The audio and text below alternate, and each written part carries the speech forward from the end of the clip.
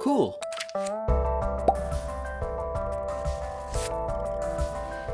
Hey guys, it's Devin here with Make Anything, and today we've got another round of 3D Pen Patreon Pegboard Pixels, where I create these little 3D pen artworks, stick them up on my pegboard as a way of saying thanks to everyone who's sponsoring my videos on Patreon. So, I've got a lot more requests since the last time I made this video, so I want to jump straight into it, but there is one thing that I do have to bring up because it's been especially frustrating to me. By now I've reviewed maybe a dozen 3D pens, a good scope of what's out there, including a lot of the big brands, and while I've done a lot of 3D pen projects, I don't think I've used a single pen for more than 10 hours. And yet at this point, nearly all of them are dead. If they're not dead, they're not working as well as they were out of the box. That's a pretty big deal. It's not something that can be ignored. I love 3D pens, I love the things that they can create, but at this point they're just not designed in a way that they'll last for a very long time. I think it's just inherent in the design. They're a small, compact tool that has to reach really high temperatures, and it's got this really small motor pushing the filament through. So that temperature is bound to cause problems, and the fact that there's gooey plastic flowing through it, there's a lot of crazy stuff going on in these little 3D pens, so they end up failing. I'm not saying don't get a 3D pen, just don't expect it to last for years on end. It's got a finite lifespan. That said, for today's video, I'm relying on spare pens when I got extras. I'm relying on some pens that only work 15 minutes at a time, but I'm just gonna jump around between them. I'm gonna get these pixels done, but just know I'm a little bit frustrated with 3D pens in general at the moment. Alright, that's enough PSA. Now let's go ahead and make some cool 3D pen pixels. Our first request for today comes from Halle, who asked me to draw a Rubik's Cube. And I'm sure she's not the only one who would like this because I get a lot of requests on my channel to 3D print Rubik's Cubes. As much as I like the look of them, they're really graphically interesting, I don't know how to solve a Rubik's Cube, so I feel like it would be kind of weird if I printed one that I don't even know how to use. But anyways, hopefully this 3D pen drawing of a Rubik's Cube will hold you guys over for the time being. There it is. Pretty cool. Up next is a request from Raviv Elazar, who wanted the logo for the Technion Israel Institute of Technology. Now, this is a pretty complex logo. I wasn't sure if I could get all those different elements onto this little 1-inch square, but take a look. I think I did a pretty good job.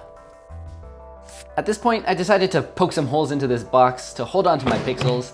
That way it's a little easier to draw onto them and film it without constantly getting out of focus. So here's my next request, and this one came from Ranimal, who asked me to draw one of my vases in 3D. Now, I don't know what you meant by 3D, but I decided to just do a half vase popping out of the pixel. So I'll start by drawing several of these cross sections and sticking them all together to kind of have a foundation upon which to draw my vase. That makes it possible to fill this in without having it be a solid chunk of plastic. I'll fill out the vase using this diagonal hatching, which will mimic the look of my chromatic vase. I decided to draw that vase since it's my personal favorite of the ones that I've designed for 3D printing. After doing a light gray base, I'm going to go on top of that with a darker vertigo gray, and I'll draw in those signature diagonal lines all across the vase. Definitely not as clean as my original vase, but I think it's a decent representation. This next request comes from Timothy Dickson, and while it's not that weird of a request, I've got to say, I never saw myself doing a 3D pen Will Smith. That's what Tim asked for, so here it is. I'll start out by filling in the face, and then I'm going to draw those signature big ears that Will has. I'll switch to black and draw in his hairline, pretty high up, he's got quite a forehead, and I'll follow that up with his facial hair. With so little space, I can't really go into detail with any of this, so I just have to rely on the most recognizable characteristics and hope it kind of comes across as Will Smith. No room for eyebrows, so I'll just give him 2 dots for eyes, and we'll throw in a nice big white smile, because Will's got those magnificent teeth. After that, we'll just throw in the nose, and there we go, our own little mini Will Smith. I mean, it could be a number of people, but it's Will Smith. Next up is our request from Tony Wood, and he just asked for a handshake.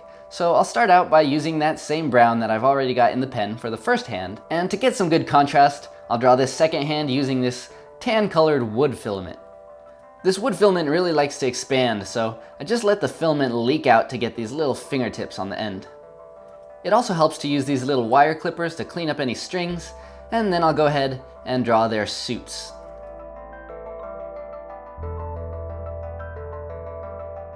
Alright, we got like 5 pixels done and my pen's broken. Luckily, I've got another one of these Sunlu pens, so we'll just keep on keeping on with this next request from Calli Blanchette. She just asked me for something Rick and Morty themed, and while Pickle Rick is the popular choice right now, I decided to go with something more classic and pervasive throughout Rick and Morty, Rick's portal gun. So there it is with that nice glowing green on top, and of course we need a little switch so that he can shoot out some portals. There we have it. Pew pew. This next pixel is for Naama Mattan, who asked for a fox with a heart.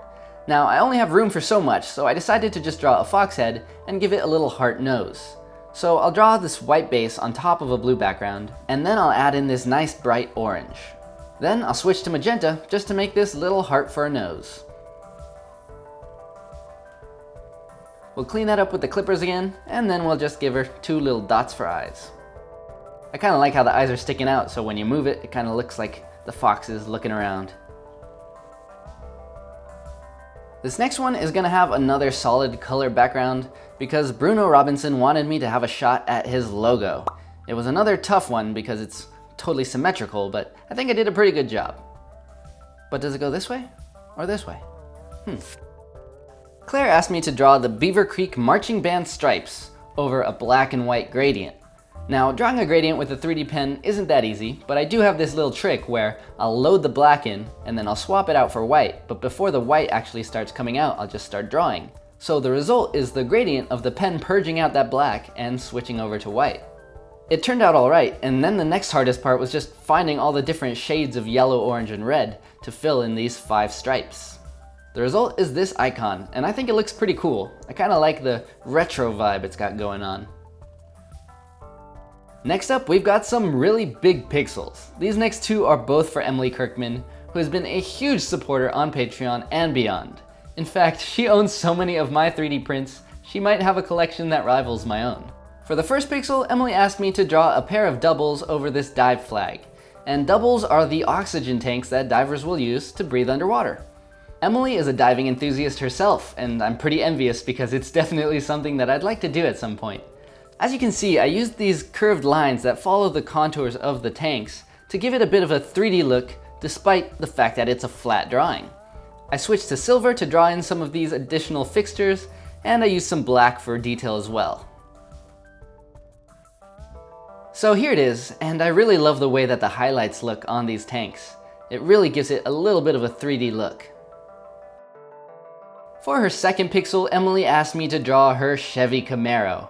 And I'll be honest, this is one I've kind of been dreading. It's hard enough to draw a car that looks like a car, let alone one that looks like a specific type of car. So I guess I kind of cheated on this one, and I used a pencil first to draw out the profile of the car. From there, I'll go ahead and start filling it in with the 3D pen. And instead of just filling it all with black, I'm kind of following the contours of the car. That way the lines of the 3D pen kind of help show the shape of the car. After all, it's going to be pretty tough to show the detail on a car that's painted black with black rims, black tires, black everything. Although the car is all black, I did switch to this dark gray to get some kind of shading in there. And my pen died again. It seems like the wires on the pen got so hot that they desoldered themselves, and it all just broke apart. Bummer. Well, I switched to my Enervision pen to finish up this car, adding in some of the headlights, and then I'm gonna surround the whole thing with gold just to make it really stand out, and so I could throw the logo in there. That way, at least you know it's a Chevy. I'll add a tiny bit of white to show the stripe that runs along the top of her car, and I'll also throw in a couple highlights as well. There you have it, my attempt at a Chevy Camaro. It might not look as slick as the real thing, but hopefully you guys think I did alright. Now we're back to the little pixels with a request by Steve Abrams, who wanted me to draw a little blue robot with yellow eyes. Interesting to specify the colors but not the robot, but I do like the color choice, so I went ahead and drew this little rectangular headed dude. I gave him a crooked antenna, some flaily arms, And then we'll add those big yellow eyes. There we go. And how about a little smile as well? He looks like a happy little fella. He looks like the kind of robot who would have written the Make Anything theme song. Wxey asked me to draw the Care Bear Birthday Bear's belly badge, and I happily obliged, starting with this little blue bottom, which has some lines like so, and then it's topped with a nice pink cupcake. And as I'm sure we all know, Care Bear Birthday Bear's belly badge cupcake has these beautiful little heart sprinkles, a single candle, and a bright little flame on top. Alright, our final request for today came from Vern, who wanted a pixelized heart. And off the bat, things were looking really good. But then I tried to add in a little pixelized highlight, and that didn't quite work, so I tried to fix it, and eventually it just got a little too blobby and messy, so I decided to start over. Attempt number 2 was too wide. Let's try again. Attempt number 3. Alright, we gotta just do a little pixel, and then do that, go down the middle. No, that's not good. Okay, what if we start with a center line and then work our way outward? That might work. Alright, not bad. Let's fill it in and we can fix some of those mistakes with a white background that covers up those extra lines. Alright, that's a pretty good heart. Sometimes it's better to keep it simple. Alright, time to throw up all our new pixels and marvel at today's hard work.